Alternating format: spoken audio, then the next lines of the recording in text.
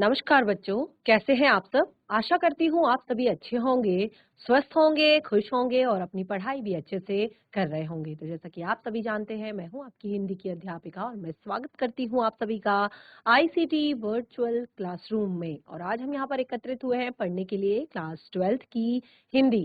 Class 12th की हिंदी में हम पढ़ रहे हैं हमारी आरोह पाठ्य पुस्तिका भाग 2 का चैप्टर कैमरे में बंद अपाहिज। तो ये जो पाठ है ये एक कविता है, कविता के तौर पर यहाँ पर लिखा गया है। और इसमें जैसे कि इस पाठ का नाम आप देख रहे हैं, कैमरे में बंद अपाहिज। तो यहाँ पर ये जितने भी एक तरह से हमारे मीडिया होता है, जितना भी हमारे एक तरह से प्रेस जो होती है, जो लोगों से सवाल करती है जितने भी, तो यहाँ पर बहुत सारे जो अलग अलग न्यूज चैनल्स हैं, अलग अलग जो एक तरह से पत्रकार हैं, उनके विषय में बताया है कि किस तरह से यहाँ पर किसी भी व्यक्ति के विषय में किस तरह से वो अपने कार्यक्रम को अच्छा बनाने के लिए, कार्यक्रम को महत्वपूर्ण बनाने के लिए, कार्यक्रम को रोचक बनाने के लिए किसी भी टॉपिक पर किसी भी व्यक्ति की भावनाओं को ना समझकर, उसकी पीड़ा को ना समझकर, उसके दुख को ना समझकर वो अपने प्रश्नों को यहाँ पर दोहराते हैं, अपने प्रश्नों को करते हैं और किस तरह से अपने कार्यक्रम को अच्छा बनाने के लिए बहुत अधिक दबाव वो डालते हैं। और वो ये नहीं समझते कि किसी भी व्यक्ति की भावनाएं किस तरह से आहत हो रही हैं, या किसी को कोई प्रॉब्लम हो रही है, या देखने वाले व्यक्तियों पर किस तरह का असर पड़ रहा है। तो यहाँ पर यही एक व्यंग बहुत ही यहाँ पर कसा गया है और बहुत ही अच्छी ये कविता है और परीक्षाओं की दृष्टि से भी महत्वपूर्ण है। तो चलिए शुरू करते हैं अपनी इस कविता को। ध्यान पूर्वक पढ़िएगा, साथ ही समझने का प्रयास भी करेंगे। तो यहाँ पर हम अपने पाठ को शुरू करने जा रहे हैं। तो जैसे कि मैंने बताया, सबसे पहले हम यहाँ पर इस पाठ के जो कवि हैं रघुवीर सहाय जी, चैप्टर का नाम है कैमरे में बंद अपाहिज, और इस पाठ के कवि हैं रघुवीर सहाय जी। एक कविता के रूप में ये पाठ यहाँ पर लिखा गया है, एक कविता के रूप में ये पाठ आपको यहाँ पर बताया गया है। तो चलिए स्टार्ट करते हैं। सबसे पहले जीवन परिचय, और जो भी चीजें मैंने आपको यहाँ पर बताई है, जो भी चीजें मैंने आपको यहाँ पर जिस तरह से आपको यहाँ पर बताई है, बिल्कुल आपने वही चीजें बिल्कुल वैसे ही आपने नोट डाउन करनी है अपनी नोटबुक में। तो सबसे पहले कवि के बारे में, जिस भी पाठ को पढ़ते हैं तो उस पाठ के जो कवि होते हैं उनके बारे में आपको लिखना होता है, उनके बारे में आपको जानना होता है। तो यहाँ पर पाठ के कवि हैं रघुवीर सहाय जी, और रघुवीर सहाय जी का जन्म जो है एक तरह से वो बहुत ही ज्यादा संवेदनशील कवि हैं, यानी कि ऐसे मुद्दों को वो उठाते हैं जो बहुत ही ज्यादा संवेदनशील मुद्दे हैं, उनको वो उठाते हैं। तो यहाँ देखते हैं, इनका जन्म लखनऊ के उत्तर प्रदेश में सन 1929 में हुआ था। इनकी पूर्ण शिक्षा लखनऊ में ही हुई और वहीं से इन्होंने अंग्रेजी साहित्य में एमए किया। ठीक है, प्रारंभ से ये पेशे से पत्रकार थे, यानी कि प्रारंभ में ये खुद भी अपने पेशे से, यानी कि जो इन्होंने काम किया प्रारंभ में, वो पत्रकार ही थे ये पेशे से। और बाद में इन्होंने प्रतीक अखबार में सहायक संपादक के रूप में भी काम किया। फिर ये आकाशवाणी के समाचार विभाग में रहे और कुछ समय तक हैदराबाद निकलने वाली पत्रिका कल्पना और उसके बाद दैनिक नवभारत टाइम्स तथा दिनमान से संबंधित रहे। तो इस तरह से देखिए, स्वयं एक पत्रकार होते हुए जो ये पाठ यहाँ पर लिखा गया है, आप इसको देखेंगे कि स्वयं एक पत्रकार होते हुए किस तरह से रघुवीर सहाय जी जो है इस पाठ को लिख रहे हैं, इस पाठ के विषय में बता रहे हैं। साहित्य सेवा के कारण इन्हें साहित्य अकादमी पुरस्कार से भी सम्मानित किया गया और इनका देहावसान 1990 में दिल्ली में हुआ। अब देखिए, जो ये प्रमुख रचनाएं हैं, प्रमुख रचनाएं भी आपने यहाँ पर कोई याद करनी है। तो रघुवीर सहाय जी की रघुवीर सहाय जी जो है वो नई कविता के कवि हैं। इनकी कुछ आरंभिक कविताएं अज्ञेय द्वारा प्रतिपादित सप्तक 1935 जो है उसमें प्रकाशित हुई। इनके महत्वपूर्ण काव्य संकलन हैं जैसे सीढ़ियों में धूप, आत्महत्या के विरुद्ध, हंसो हंसो हंसो हंसो जल्दी हंसो, लोग भूल गए आदि। काव्यगत विशेषताएं। रघुवीर सहाय जी ने अपने काव्य में आम आदमी की पीड़ा को व्यक्त किया है। तो आपने देखा इनका जो जीवन परिचय है, उसका जो पहला ही पंक्ति है आप देख सकते हैं, तो ये बहुत ही संवेदनशील कवि हैं। तो इन्होंने यहाँ पर जो आम व्यक्ति की पीड़ा होती है, एक आम आदमी की जो पीड़ा होती है, देखिए आपने देखा होगा कि बहुत कम ऐसा होता है कि लोग किसी भी आम व्यक्ति के बारे में, यानी कि जो जिनका एकदम से बिल्कुल जीवन का जो काम है वो बिल्कुल सरल है, तो आम व्यक्ति की पीड़ा व्यक्त की है। और ये साठोत्तरी काव्य लेखन के सशक्त, प्रगतिशील, चेतना संबंध रचनाकार हैं। इन्होंने सड़क, चौराहा, दफ्तर, अखबार, संसद, बस, रेल, बाजार की बिलौस भाषा में अपनी कविताओं को लिखा है। यानी कि बिल्कुल जो सरल भाषाएं होती हैं, बिल्कुल जो सरल भाषा होती है, उस सरल भाषा में इन्होंने अपनी कविताओं को लिखा है। तो उसके बाद देखिए यहाँ पर और भी बहुत सारी चीजें इनके बारे में बताई हैं यहाँ पर, और साथ ही इनकी भाषा शैली मेन बात होती है किसी भी जो कवि होते हैं उनकी भाषा शैली को। तो भाषा शैली में रघुवीर सहाय जी जो है अधिकतर बातचीत की शैली में इन्होंने अपने काव्य को लिखा है। यानी कि अभी आप जो कविता पढ़ेंगे यहाँ पर कैमरे में बंद अपाहिज, वो आपको बिल्कुल एक नॉर्मल बातचीत की शैली में, जिस तरह से एक जो सामान्य तरीके से जो व्यक्ति बातचीत करते हैं, उस शैली में आपको यहाँ पर दिखाई देगा चैप्टर। और अनावश्यक शब्दों के प्रयोग से ये हमेशा बचते हैं। आपने पढ़ा होगा अपनी क्लास में जो चैप्टर बात सीधी थी मगर, आपने चैप्टर पढ़ा होगा इससे पहले, बात सीधी थी मगर, जो हमने पढ़ा था कि किस तरह से कवि कहते हैं कि बहुत सारे अलंकारों, बहुत सारे छंदों, बहुत सारे अलग अलग तरीके से काव्य को सजाने के चक्कर में कई बार क्या होता है कि बात जो सीधी सी होती है, सरल सी बात होती है, सामान्य सी बात होती है, वो भी क्या हो जाती है, टेढ़ी हो जाती है, यानी कि लोगों की समझ से बाहर हो जाती है। तो इसीलिए यहाँ पर इन्होंने अनावश्यक शब्दों के प्रयोग से ये बचे हैं। इन्होंने ऐसा कोई भी यहाँ पर अलंकार, छंद आदि इन सब चीजों का ज्यादा प्रयोग नहीं किया है। भयाक्रांत अनुभव की आवेग रहित अभिव्यक्ति में इनकी कविता के अनन्यतम विशेषता है। इन्होंने कविताओं में अत्यंत साधारण एवं अनायास सी प्रतीत होने वाली शैली में समाज की दारुण विडंबनाओं को, जो समाज की दुख और दारुण से भरी हुई विडंबनाएं हैं, उनको व्यक्त किया है। और साथ ही अपने काव्य में सीधी और सरल भाषा का प्रयोग किया है। तो ये था यहाँ पर रघुवीर सहाय जी का जीवन परिचय, जितना आपको, इतना लगभग आपको याद करना है, क्योंकि आप देखिए आप क्लास 12 के बच्चे हैं और आप बोर्ड एग्जाम देते हैं, तो उसमें एक प्रश्न आपका जरूर आता है कि पाठ और उसके कवि का नाम, पाठ और उसके लेखक का नाम।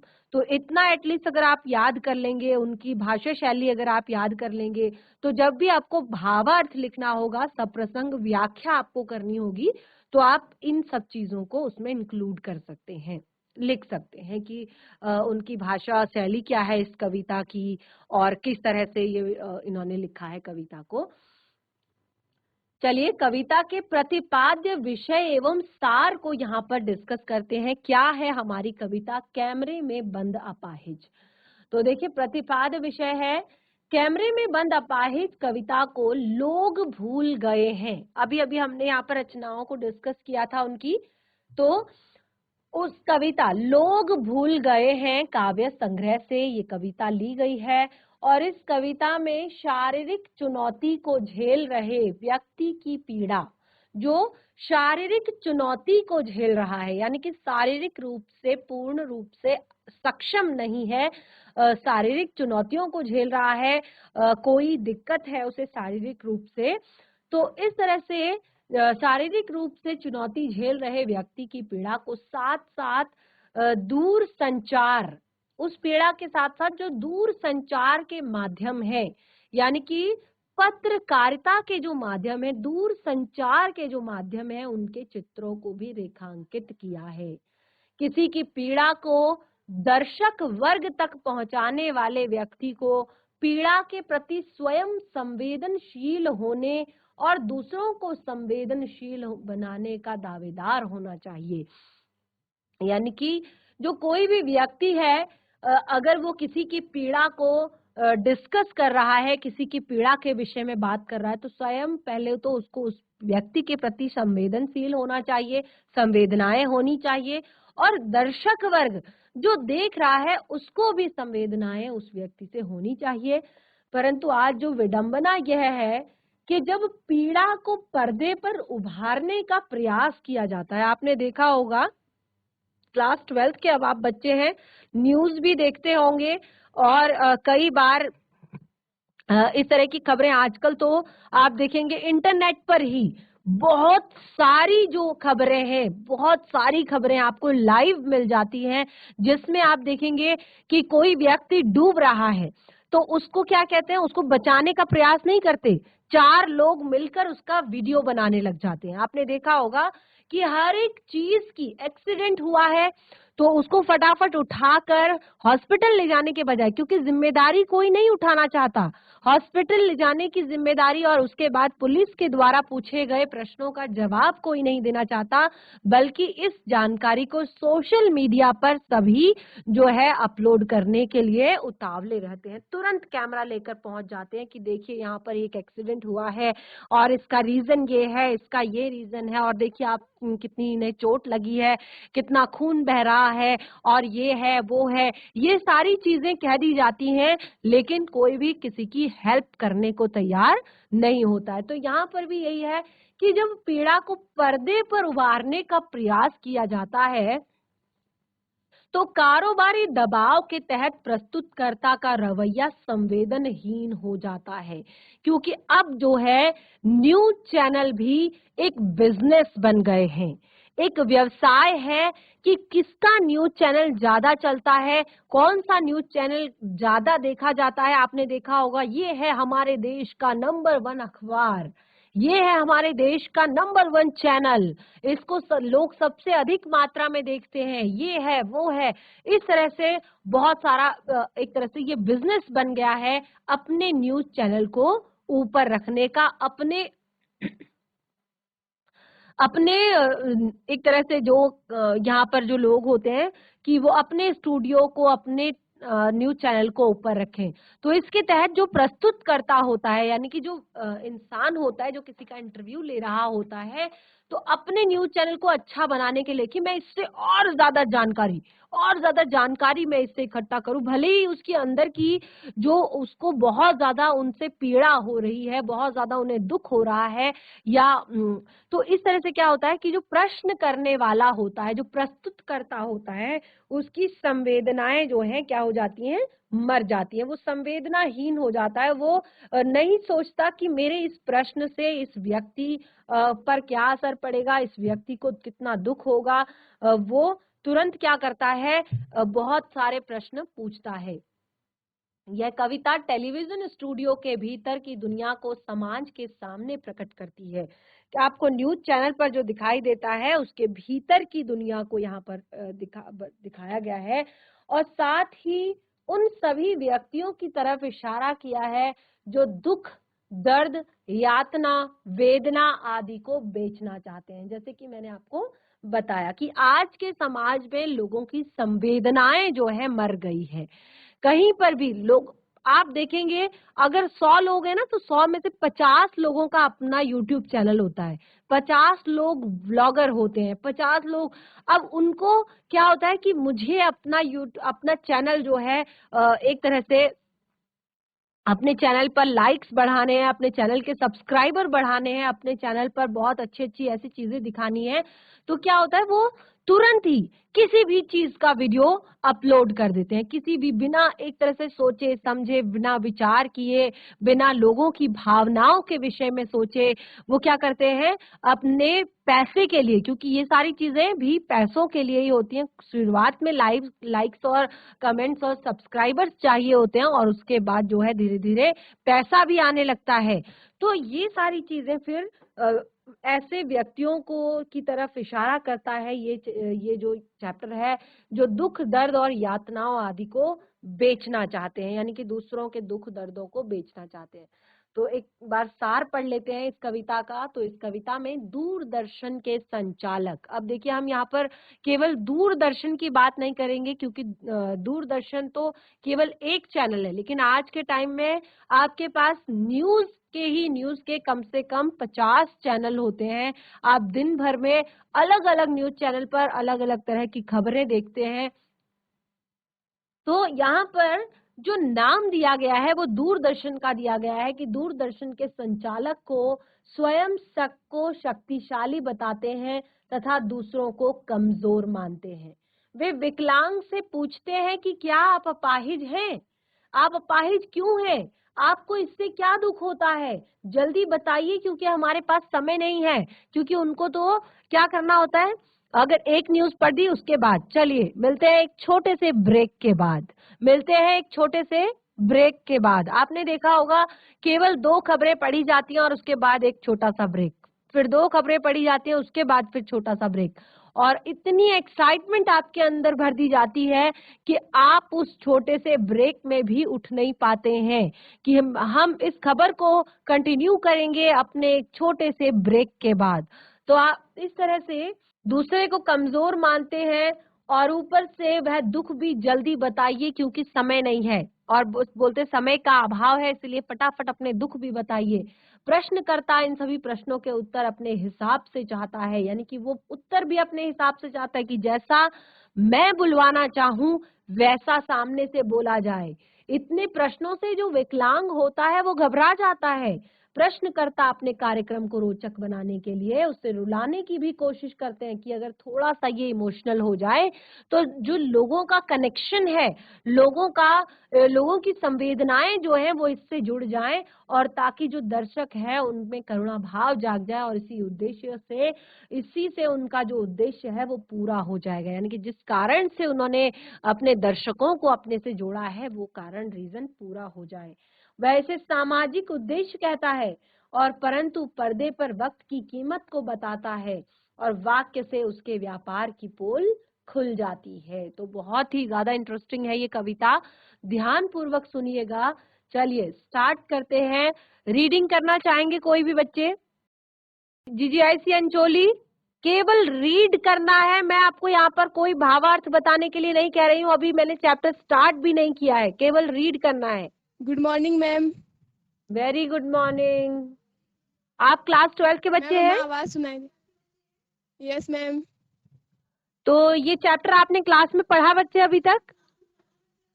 Yes ma'am. तो तब तो बहुत अच्छी बात है, अब आपका रिवीजन हो रहा है यहाँ पर, और मुझे लगता है कि आप लोग भी मुझे काफी सारी चीजें बता सकते हैं इस पार्ट के बारे में।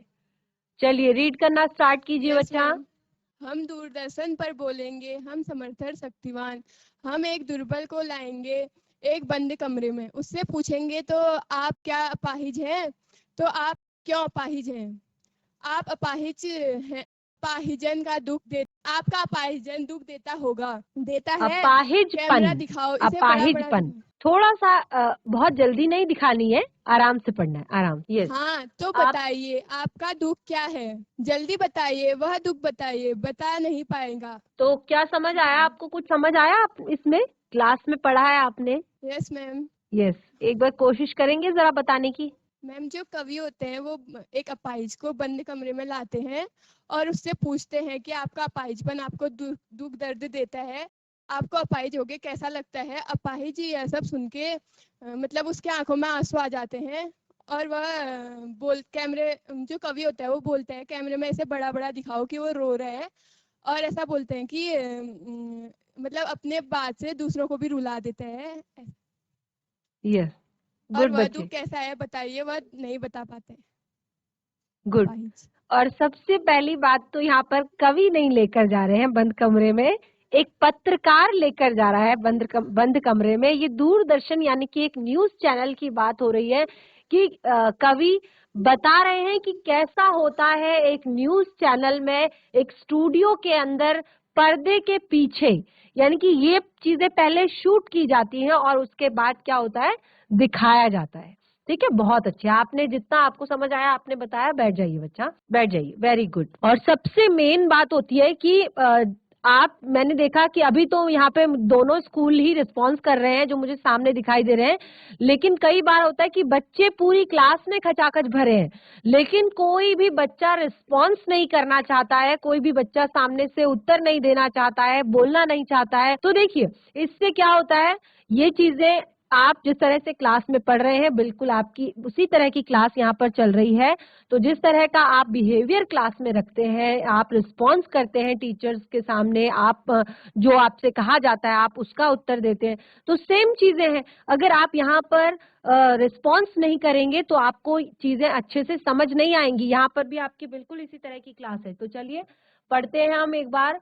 हम दूरदर्शन पर बोलेंगे। ये बहुत अच्छा है कि जिन बच्चों ने पढ़ लिया है क्लास में उनका रिवीजन हो जाएगा, और जिन्होंने नहीं पढ़ा है वो ध्यान पूर्वक पढ़ें। हम दूरदर्शन पर बोलेंगे, हम समर्थ शक्तिवान। हम एक दुर्बल को लाएंगे एक बंद कमरे में। बंद कमरा यानी कि एक स्टूडियो, जहां पर क्या होता है, आपको कोई भी बाहर की आवाज अंदर नहीं जाती और अंदर की आवाज बाहर नहीं जाती है, बिल्कुल बंद कमरा है। और वहां पर उससे पूछेंगे, क्या आप अपाहिज हैं? तो आप अपाहिज क्यों हैं? आपका अपाहिजपन दुख तो देता होगा, देता है? कैमरा दिखाओ इसे बड़ा बड़ा। हाँ, तो बताइए आपका दुख क्या है, जल्दी बताइए, वह दुख बताइए। लेकिन जो अपाहिज होगा वो दुख बता नहीं पाएगा। ठीक है, तो अब यहाँ पर देखिए समर्थ, कुछ कठिन शब्द हैं जिनके मैंने अर्थ भी यहाँ पर बताए हैं। समर्थ का अर्थ होता है सक्षम। हम समर्थ शक्तिवान, शक्तिवान यानी कि ताकतवर। पावर बताई गई है मीडिया की, पावर बताई गई है पत्रकारिता की, क्योंकि यहाँ पर जो प्रश्न पूछा जाएगा वो पूरे देश में पता चलेगा, सारी जगह पता चलेगा, इंटरनेशनल मीडिया में जाएगा। तो इसलिए उन्होंने अपने आप को क्या कहा है, एक समर्थ शक्तिवान कहा है, जो सक्षम है, ताकतवर है, और वो लाएंगे एक दुर्बल को, एक कमजोर व्यक्ति को बंद कमरे में। बंद कमरा यानी कि जो टीवी स्टूडियो होता है, जिस तरह का स्टूडियो यानी कि जिस पर कैमरे सामने लगे होते हैं और एक जो न्यूज एंकर होता है वो सामने बैठकर न्यूज रीड कर रहा होता है, तो बंद कमरे में यानी कि टीवी के स्टूडियो में। अपाहिज यानी कि अपंग व्यक्ति, विकलांग व्यक्ति या शारीरिक रूप से अक्षम व्यक्ति। दुख यानी कष्ट। तो सप्रसंग व्याख्या किस तरह से करेंगे कि प्रस्तुत काव्यांश हमारी पाठ्य पुस्तक आरोह भाग 2 में संकलित कैमरे में बंद अपाहिज नामक कविता से ली गई है। इस कविता के रचयिता रघुवीर सहाय जी हैं और इस कविता में मीडिया की संवेदनहीनता का चित्रण किया है, क्योंकि वो एक अपाहिज को लेकर आ रहे हैं, यानी कि ऐसे व्यक्ति को लेकर आ रहे हैं जो शारीरिक रूप से अक्षम है और वो अपने आप को समर्थ शक्तिवान कहते हैं। और क्योंकि वो इस तरह से अपने चैनल को, अपने चैनल की एक तरह से बहुत ही ज्यादा लोगों में एक रुचि बढ़ाने के लिए वो कहते हैं कि हम उसको इतना रुलाएंगे, इतना उससे प्रश्न करेंगे कि वो रो देगा।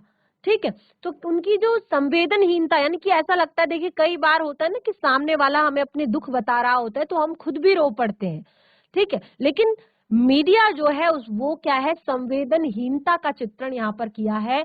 कवि का मानना है कि मीडिया वाले दूसरों के दुख को भी व्यापार का माध्यम बना लेते हैं। अब व्याख्या क्या है, कवि मीडिया के लोगों की मानसिकता का वर्णन करते हैं और मीडिया के लोग स्वयं को समर्थ और शक्तिशाली मानते हैं।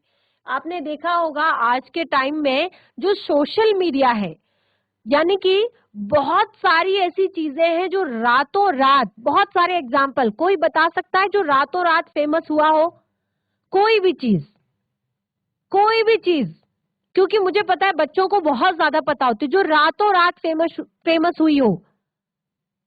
बहुत सारी ऐसी चीजें हैं जो बहुत कॉमन से लोग हैं, आम लोग हैं, लेकिन रातों रात फेमस हो चुके हैं। कौन बताएगा? फटाफट हैंड रेज करो, कोई भी मजाक नहीं उड़ाएगा इस बात का। बहुत ही, इससे क्या होगा, क्लास और ज्यादा इंटरेक्टिव होती है। चलिए फटाफट कौन बताएगा? बहुत सारे ऐसे हैं जो सोशल मीडिया पर रातों रात फेमस हुए हैं।